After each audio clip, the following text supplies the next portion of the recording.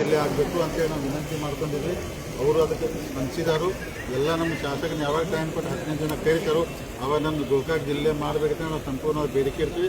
ಆದಷ್ಟು ಬೇಗನೆ ಗೋಕಾಕ್ ಜಿಲ್ಲಾ ರಚನೆ ಆಗ್ತೈತೆ ಒಂದು ಆಶಯದಿಂದ ಇವತ್ತು ನಾವು ಹೋಗ್ತಾ ಇದ್ದೀವಿ. ಸರ್, ಎಷ್ಟು ಜಿಲ್ಲೆ ಆಗ್ಬೇಕಂತೇಳಿ ಅಲ್ಲ, ಈಗ ನಾವು ಗೋಕಾಕ್ ಜಿಲ್ಲೆ ಆಗ್ಬೇಕಂತ ಹೇಳ್ತಾರೆ. ಯಾಕಂದ್ರೆ ಮೊದಲು ಏನು ನಮ್ಮ ರಾಜ್ಯ ಸರ್ಕಾರಕ್ಕೆ ಆಯೋಗ ರಚನೆ ಮಾಡಿದ್ರು, ಆಯೋಗ ಮುಖಾಂತರ ಗೋಕಾಕು ಚಿಕ್ಕೋಡಿ ಆದ್ರೆ ಸೂಕ್ತ ಅಂತೇಳಿ ಆಯೋಗ ಎಲ್ಲ ವರದಿ ಕೊಟ್ಟಿದ್ದಾರೆ ಅಂದರೆ ರಾಜ್ಯ ಸರ್ಕಾರಕ್ಕೆ. ಅಂದ್ರೆ ಆ ಅಭಿಪ್ರಾಯದಲ್ಲಿ ಜಿಲ್ಲಾ ಬೆಳಗಾವಿ ಬರೋದು 3 ಜಿಲ್ಲೆ ಬಂದು ಬೆಳಗಾವಿ, ಗೋಕಾಕು, ಚಿಕ್ಕೋಡಿ ಆಗ್ಬೇಕಾಗ್ತೈತಿ. ಅದಕ್ಕೆ ಯಾವಾಗ MLA ಅವ್ರು ಕರಿತಾರೆ ಆ ಮೀಟಿಂಗ್ ಭಾಳ ಇಂಪಾರ್ಟೆಂಟ್ ಇರ್ತೈತಿ. ಅವಾಗ ಹೋಗಿ ನಾವೆಲ್ಲ ಕನ್ವಿನ್ಸ್ ಮಾಡಿ ಆದಷ್ಟು ಬೇಗ ಗೋಕಾಕ್ ಜಿಲ್ಲಾ ಮಾಡೋಕ್ಕೆ ನಾವೆಲ್ಲ ಪ್ರಾಮಾಣಿಕ ಪ್ರಯತ್ನ ಮಾಡ್ತೇವೆ. ಈಗ ನಾವು ಹೇಳಿದ್ವಲ್ಲ, ನಮ್ಮ ಗೋಕಾಕ್ ಜಿಲ್ಲೆ ಆಗಬೇಕು. ಈಗ ಬೇರೆ ಬೇರೆ ಬೇಡಿಕೆ ಅದಾವು, ನೀವು ಯಾಕೆ ಬೇಡ್ತೀರ ಅಂತ ನಮ್ಗೆ ಹೇಳಕ್ಕೆ ನಮಗೆ ಬರೋದಿಲ್ಲ.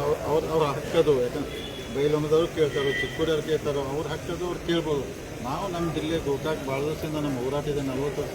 ನಮ್ಮ ಗೋಕಾಕ್ ಜಿಲ್ಲೆ ಆಗಬೇಕಂತ ನಾವೆಲ್ಲರೂ ಪೂಜ್ಯರ ಮುಖಾಂತರ ಒತ್ತಾಯ ಮಾಡಿದ್ವಿ. ಗೋಕಾಕ್ ಜಿಲ್ಲೆ ಆಗ್ತೈತೆ ಒಂದು ಆಸೆಯಿಂದ ನಮ್ಮ ಆಶಾಭಾವನೆ ಇಟ್ಕೊಂಡು ಸರ್, ಈಗ ಗಡಿ ವಿವಾದ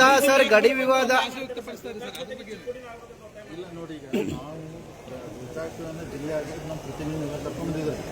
ಇವತ್ತು ನಾವು ಚಿಕ್ಕೋಡಿ ಅವರು ಅಲ್ಲಿ ಭಾಗದ ಶಾಸಕರು, ಅಲ್ಲಿ ಎಲ್ಲ ಬೇರೆ ಬೇರೆ ಎಲ್ಲ ಮುಖಂಡರು, ಮಠಾಧೀಶರು ಅವರು ಒತ್ತಾಯ ಮಾಡ್ಬೋದು. ನಮ್ಮ ಗೋಕಾಕ್ ಜಿಲ್ಲೆ ರಚನೆ ಮಾಡೋದು ವಿನಂತಿ ಮಾಡಿದ್ವಿ.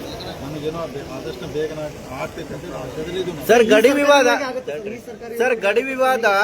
ಸರ್, ಗಡಿ ವಿವಾದ ಸುಪ್ರೀಂ ಕೋರ್ಟ್ನಲ್ಲಿದೆ. ಹಾಗಾಗಿ ಸದ್ಯಕ್ಕೆ 2 ಜಿಲ್ಲೆಗಳನ್ನ ಮಾಡ್ಬೇಕನ್ನೋದು ಕನ್ನಡ ಪರ ಹೋರಾಟಗಾರರು. ಒಂದು ಚಿಕ್ಕೋಡಿ, ಒಂದು ಬೆಳಗಾವಿ ಇರಲಿ ಸದ್ಯಕ್ಕೆ. ಅದು ಇರ್ಬೋದು, ಅವ್ರ ಅಭಿಪ್ರಾಯ ಇರ್ಬೋದ್ರಿ. ಯಾಕಂದ್ರೆ ಕನ್ನಡ ಹಿತದೃಷ್ಟಿಯಿಂದ ಅದು ಅವ್ರು ತಪ್ಪು ಅನ್ನೋದಿಲ್ಲ. ಖರೆ ನಾವು ಇದು ನಮ್ದು ಅಂದ್ರೆ ಹೇಳಿಲ್ಲ, ನೀವು ಮಾಡಿದಾಗ ನಮ್ಮ ಗೋಕಾಕ್ ಜಿಲ್ಲೆ ಆಗ್ಬೇಕಂತ ಒತ್ತಾಯ ಮಾಡಿದ್ದಾರೆ. ನಿರಂತರವಾಗಿ MS ನವರು, ಶಿವಸೇನವರು ಪುಂಡಾಟವನ್ನ ಮಾಡ್ತಿದ್ದಾರೆ. ಜೊತೆಗೆ ಗಡಿ ವಿಚಾರಗಳನ್ನ ಇಟ್ಕೊಂಡು ಪದೇ ಪದೇ ಖ್ಯಾತೆ ತೆಗಿತಾ ಇದ್ದಾರೆ. ಮತ್ತು ಜೊತೆಗೆ ವಿಭಜನೆ ಆದ್ರೆ ಅವ್ರ ಕೈಗೆ ಸಿಗುತ್ತೆ ಅನ್ನೋದು. ಇಲ್ಲ, ಖಂಡಿತ ಆ ಥರ ಏನು ಆಗೋದಿಲ್ಲ. ಯಾಕಂದ್ರೆ ನೋಡ್ರಿ, ಕನ್ನಡ ಮಾತಾಡೋ ಭಾಷೆ ಜನ ಭಾಳ ಇದ್ದಾರೆ ಬೆಳಗಾವಿ ಜಿಲ್ಲೆಯಲ್ಲಿ. ಸುಮ್ಮನೆ ಅದನ್ನು ರಾಜಕೀಯ ಕಾರಣಕ್ಕೋಸ್ಕರ ಆ ಥರ ಮಾಡ್ತಾರೆ ಅವರು. ಅದರಿಂದ ಏನೂ ಆಗೋದಿಲ್ಲ. ಏನಾದರೂ ಕನ್ನಡಕ್ಕೆ ಧಕ್ಕೆ ಆಗೋದಿಲ್ಲ. ಕನ್ನಡ ಗಟ್ಟಿಯಾಗಿರ್ತೈತಿ. ನಾವೆಲ್ಲ 3 ಜಿಲ್ಲೆಯವರು ಕನ್ನಡ ಬಗ್ಗೆ ಎಲ್ಲರಿಗೂ ಅಭಿಮಾನ ಇರ್ತೈತಿ. ಅದೇನಿಲ್ಲ, ಸುಮ್ಮನೆ ರಾಜಕಾರಣಕ್ಕೋಸ್ಕರ ಅದು MS ಮಾಡ್ತಾ ಇರುತ್ತೆ ನಮ್ಮ ಭಾವನೆ. ಆದಷ್ಟು ಬೇಗನೆ ಜಿಲ್ಲೆ ಆಗಲಿಕ್ಕೆ ಒತ್ತಾಯ ಮಾಡಿದ್ರು ಅಂತಂದ್ರೆ ಒಳ್ಳೆಯ ನಿರ್ಧಾರ ಮಾಡ್ತಾರೆ ಅಂತ ಆಶಯದಲ್ಲಿ ಇವತ್ತು ಹೋಗ್ತಾ ಇದ್ದಾರೆ. ಈ ಅಧಿವೇಶನದೊಳಗೆ ಮಾಡಂತೇಳಿ ನಾವು ಅಧಿವೇಶನ ಒಳಗೆ ತಾವು ಎಂಕರ್ ಮಾಡಬೇಕಂತ ಹೇಳಿದ್ವಿ. ಅವ್ರು ಮೀಟಿಂಗ್ ಕರೆದು ಯಾವತ್ತು ಮೀಟಿಂಗ್ ಮಾಡ್ತಾರಲ್ಲ ಅವತ್ತು ಫೈನಲ್ ಡಿಸಿಷನ್ ಬರ್ತದೆ. ಎಲ್ಲರಿಗೂ ಧನ್ಯವಾದ. ನಾಳೆ BJP ಹೋರಾಟ ನಾಳೆದು ಇದಿಲ್ಲ. ನಾವು 2025 ಒಂದು ವಿಧಾನಸೌಧ ಮುತ್ತಿಗೆ ಆಗಬೇಕು ಮಾಡಿದ್ದೀವಿ.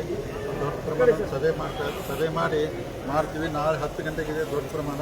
ಸೊ 20,000 ಜನ ಕಾರ್ಯಕರ್ತರು ವಿಜೇಂದ್ರ ಅವ್ರ ನೇತೃತ್ವದಲ್ಲಿ ನಾವು ಹೋರಾಟ ಮಾಡ್ತಾ ಇದ್ದೀವಿ. ಸರ್, ರಮೇಶ್ ಜಾರಕಿಹೊಳಿ ಬರ್ತಾರೆ ಸರ್ ಪ್ರತಿಭಟನೆಗೆ?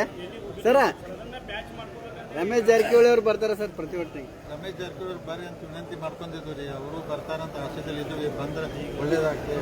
ಆಮೇಲೆ ತಾವು ಹೇಗಲ್ಲ ತೆಗೆದು ಬಿಡು, ನಮಗೆಲ್ಲ ಹೈಕಮಾಂಡ್ ಕೇಳಿದೆ. ಈ ವಿಜೇಂದ್ರ ಅವ್ರನ್ನ ಹೈಕಮಾಂಡ್ ಅಧ್ಯಕ್ಷ ಮಾಡಿದ್ರು. ನಾವೆಲ್ಲ ಒಪ್ಕೋಬೇಕು. ಅವ್ರ ನೇತೃತ್ವದಲ್ಲಿ ಕೆಲಸ ಮಾಡಿ ನಾವು ಯಾವುದೇ ಕಾರಣಕ್ಕೂ ಒಪ್ಕೋದಿಲ್ಲ ಅಂತೇಳಿ ಸಹೋದರ ಹೇಳ್ತಾರೆ ಸರ್. ತಮ್ಮ ಕೇಳಿಗ ಅದನ್ನು ಅವ್ರು ಏನು ಅಭಿಪ್ರಾಯ ಅಲ್ಲಿ ಹೇಳ್ತಾರೆ, ಆದ್ರೆ ಅಲ್ಲಿ ಹೇಳ್ಬೇಕು. ನಾ ಏನೆಲ್ಲ ಹೈಕಮಾಂಡ್ ಒಂದು ಡಿಸಿಷನ್ ತೊಗೊಂಡಾಗ ಎಲ್ಲರೂ ತಲೆ ಬಾಗಬೇಕಾಗ್ತೈತಿ. ಈಗ ಅವ್ರನ್ನ ಅಧ್ಯಕ್ಷ ಮಾಡಿದ್ರೆ ಅವ್ರ ನೇತೃತ್ವದಲ್ಲಿ ಕೆಲಸ ಮಾಡ ಮುಂದೆ ಹೈಕಮಾಂಡ್ ಏನು ಡಿಸಿಷನ್ ಆ ಪ್ರಕಾರ ಇರೋಣ. ಎಲ್ಲರೂ ತಾವು ಯಾರು ಇರ್ಬೇಕಂದ್ರೆ ಎಲ್ಲರಿಗೂ ಧನ್ಯವಾದ.